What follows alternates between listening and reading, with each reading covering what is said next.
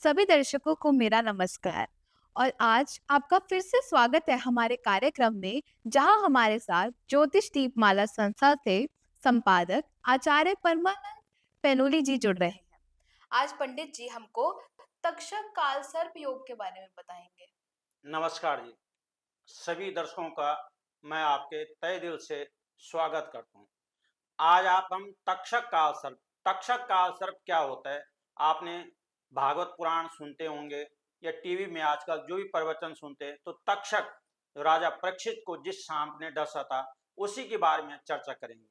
तक्षक काल सर्प यानी आपके हॉरोस्कोप में सेवंथ हाउस से राहु हो और लगन में फर्स्ट हाउस में आपका केतु हो, उसको तक्षक काल सर्प योग कहते हैं।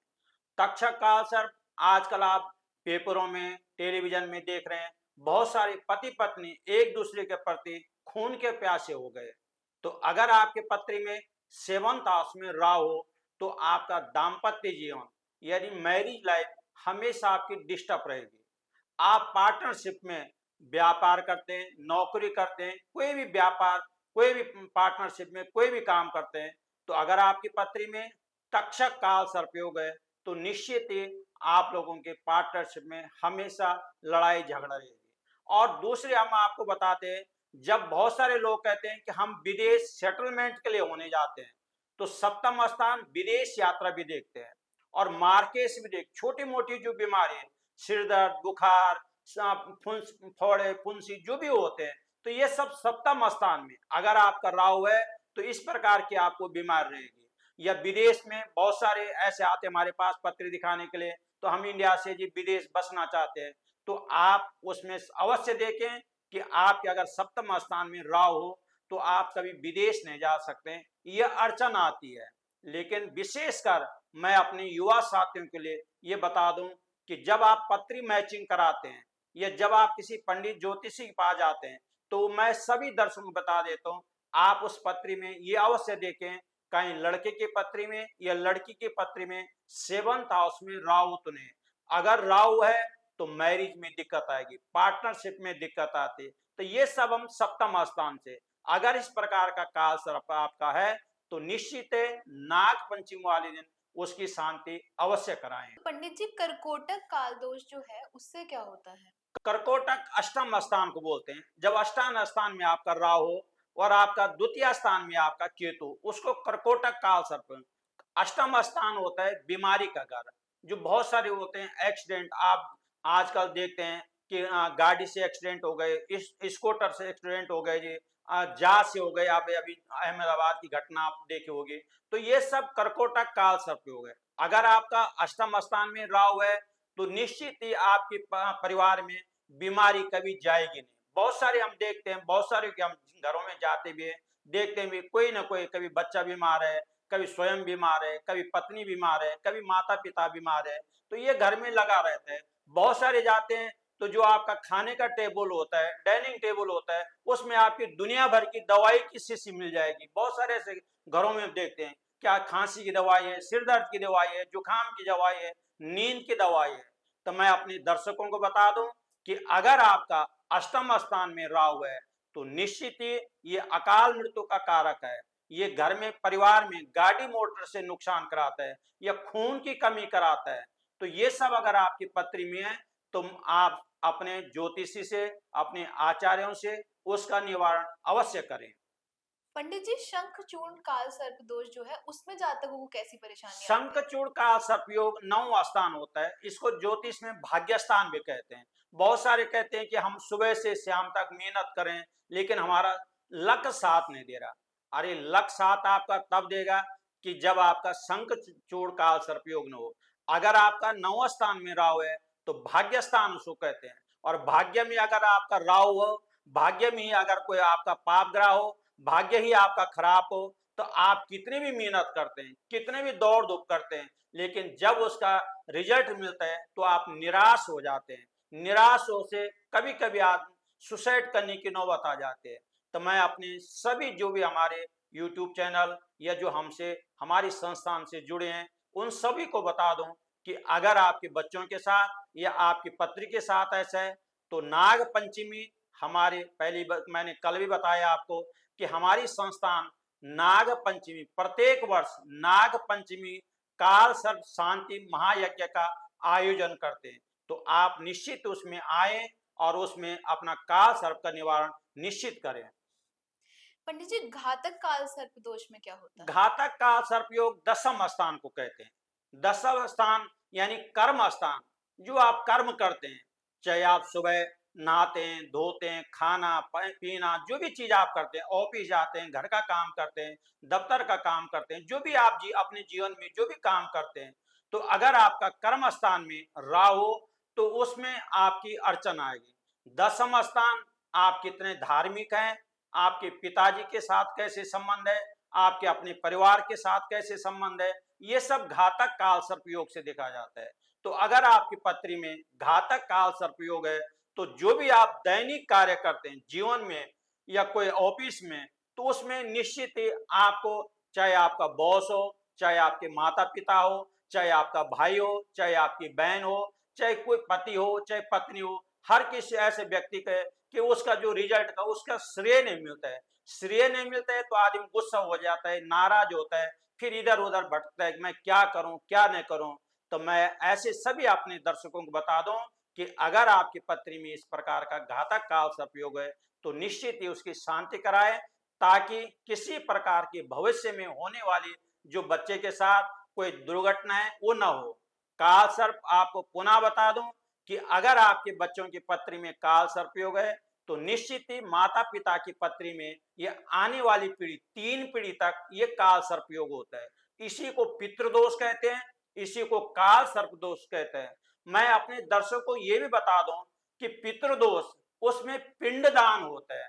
जैसे कि लिखा है, अयोध्या मथुरा माया काशी कांचवेदिका पुरी सप्त द्वारे एते मोक्षदायका। जो पिंडदान कराते हैं, अगर आपके माता पिता आपके जीवित हैं तो बच्चा पिंडदान नहीं करा सकते, ये भी आप ध्यान रखना। बहुत सारे ऐसे आते हैं कि हम हरिद्वार जाए पिंडदान कराते हैं।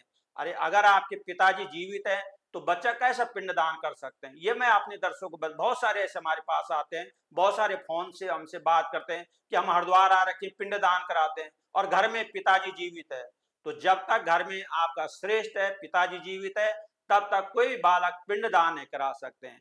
अगर आपके पिताजी स्वयं जाएं, बद्रीनाथ जाएं, हरिद्वार जाएं, काशी जाएं, मथुरा जाएं, आपका बनारस जाएं, रामेश्वरम जाएं और गया जाएं, तो इन जगह पिंडदान होता है। लेकिन पिंडदान कब होगा? जब आपका आश्विन महीना श्राद्ध पक्ष महालय जिसको बोलते हैं, उस समय पिंडदान होते हैं। लेकिन लड़की की पत्री में या छोटे बच्चों की पत्री में अगर कोई आपको बोलता है पितृदोष है, तो निश्चित ही आप उसको काल सर्प दोष ही कन्वर्ट करें और उसके काल सर्प के दिन ही शांति कराएं। पंडित जी, घातक काल सर्प दोष में क्या होता है? घातक काल सर्प योग दसम स्थान को कहते हैं। दसम स्थान यानी कर्म स्थान, जो आप कर्म करते हैं, चाहे आप सुबह नहाते हैं, धोते हैं, खाना पीना, जो भी चीज आप करते हैं, ऑफिस जाते हैं, घर का काम करते हैं, दफ्तर का काम करते हैं, जो भी आप अपने जीवन में जो भी काम करते हैं, तो अगर आपका कर्म स्थान में राहु, तो उसमें आपकी अड़चन आएगी।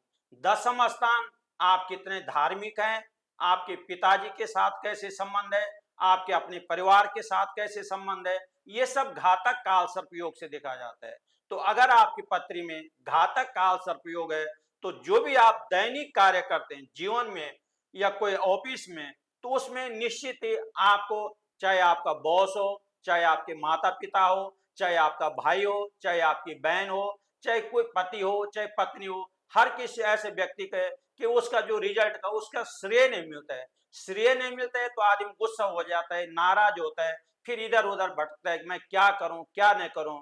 तो मैं ऐसे सभी अपने दर्शकों को बता दूं कि अगर आपकी पत्री में इस प्रकार का घातक काल सर्पयोग है, तो निश्चित ही उसकी शांति कराएं, ताकि किसी प्रकार की भविष्य में होने वाली जो बच्चे के साथ कोई दुर्घटना है वो ना हो। काल सर्प, आपको पुनः बता दूं कि अगर आपके बच्चों की पत्री में काल सर्पयोग है, तो निश्चित ही माता पिता की पत्री में ये आने वाली पीढ़ी 3 पीढ़ी तक ये काल सर्पयोग होता है। इसी को पितृदोष कहते हैं, इसी को काल सर्प दोष कहते हैं। मैं अपने दर्शकों को ये भी बता दूं कि पितृदोष, उसमें पिंडदान होता है। जैसे कि लिखा है, अयोध्या मथुरा माया काशी कांचवेदिका पुरी सप्ते द्वारे ते एते मोक्षदायका। जो पिंडदान कराते हैं, अगर आपके माता पिता आपके जीवित हैं तो बच्चा पिंडदान नहीं करा सकते, ये भी आप ध्यान रखना। बहुत सारे ऐसे आते हैं कि हम हरिद्वार जाए पिंडदान कराते हैं। अरे अगर आपके पिताजी जीवित हैं तो बच्चा कैसा पिंडदान कर सकते हैं? ये मैं अपने दर्शकों को बहुत सारे ऐसे हमारे पास आते हैं, बहुत सारे फोन से हमसे बात करते हैं कि हम हरिद्वार आ रखे पिंडदान कराते हैं और घर में पिताजी जीवित है। तो जब तक घर में आपका श्रेष्ठ है, पिताजी जीवित है, तब तक कोई बालक पिंडदान नहीं करा सकते हैं। अगर आपके पिताजी स्वयं जाएं, बद्रीनाथ जाएं, हरिद्वार जाएं, काशी जाएं, मथुरा जाएं, आपका बनारस जाएं, रामेश्वरम जाएं और गया जाएं, तो इन जगह पिंडदान होता है। लेकिन पिंडदान कब होगा? जब आपका आश्विन महीना श्राद्ध पक्ष महालय जिसको बोलते हैं, उस समय पिंडदान होते हैं। लेकिन लड़की की पत्री में या छोटे बच्चों की पत्री में अगर कोई आपको बोलता है पितृदोष है, तो निश्चित ही आप उसको काल सर्प दोष ही कन्वर्ट करें और उसके काल सर्प के दिन ही शांति कराएं। पंडित जी, विषधर काल सर्प योग में क्या होता है? बिस्तर का एकादश स्थान, एकादश स्थान एक महत्वपूर्ण स्थान रहता है।